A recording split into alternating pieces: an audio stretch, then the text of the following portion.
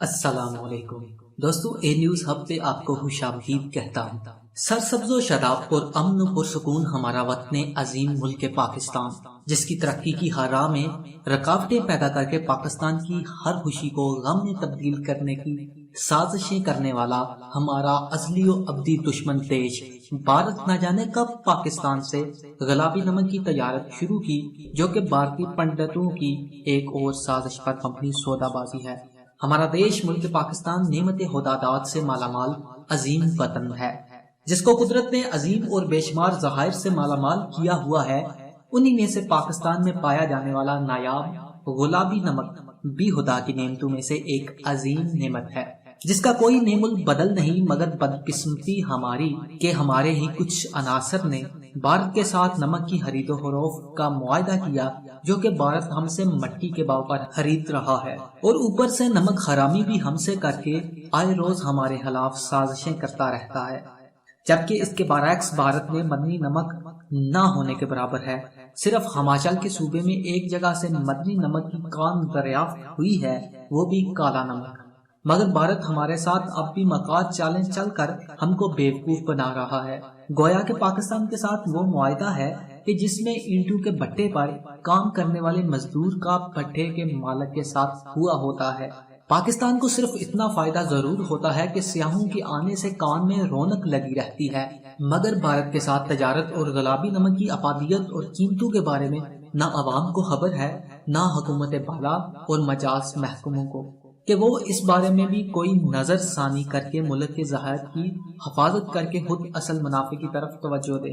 بات صرف کھیوڑا کی کان سے نکلنے والے گلابی نمک کی ہی نہیں، بلکہ پاکستان اپنے ملک سے خود سونا اور تانبا تک نہیں نکال سکتا۔ بلوچستان میں سینڈک اور روکوڈیک منصوبے برائے نام معاوضے پر دوسروں کے حوالے کر کے خود صرف تماشا بن کر بیٹھے ہیں۔ ان کو روک بھی نہیں سکتے، کیونکہ ایسی بین الاقوامی کمپنیاں عالمی مافیا کا حصہ ہوتی ہیں، اور ان کو عالمی عدالت انصاف کا تحفظ بھی حاصل ہوتا ہے۔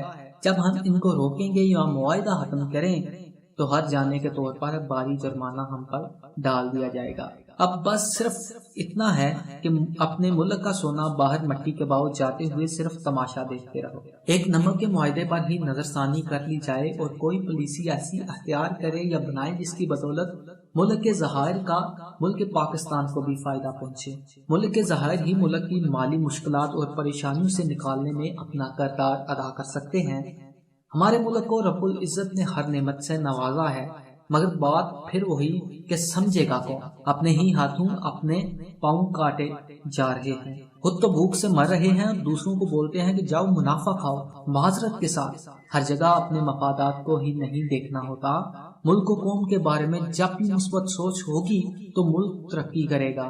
یہ نہیں کہ اپنے اولاد اور جائیداد واحد بنا کر ملک کی عوام کو صرف ڈنڈے کھانے کے لیے سڑکوں پر نکالا جائے، بلکہ اسی بیوقوف عوام کے فائدے کے لیے بھی کبھی کوئی پالیسی یا معاہدہ کر کے تو دیکھو۔ یہ بیوقوف نہیں بلکہ محب وطن ہیں، جو ہمہ تن ملک و وطن کے لیے لڑ مرنے کے لیے تیار کھڑی ہوتی ہیں۔ ان کو درس یا سبق نہیں دیا جاتا، بلکہ ان کے اندر جذبہ ایمانی موجود ہوتا ہے۔ خدا را ملک و قوم کے فائد کو سوچتے ہوئے سابقہ ادوار میں ہونے والے معاہدوں کے اوپر نظر ثانی کر کے ملک و وطن کو ان سنگین حالات سے نکالا جائے۔ یہ تحریر محمد جواد خان کی طرف سے لکھی گئی ہے۔ امید کرتا ہوں کہ آپ کو پسند آئے گی۔ مزید ایسی ویڈیو کے لیے ہمارے چینل کو لازمی سبسکرائب کریں اور نوٹیفیکیشن بیل پہ آل نوٹیفیکیشن کو آن کر دیجیے، تاکہ نئی آنے والی ویڈیوز کی اپڈیٹ آپ کو مل سکے۔ اللہ حافظ۔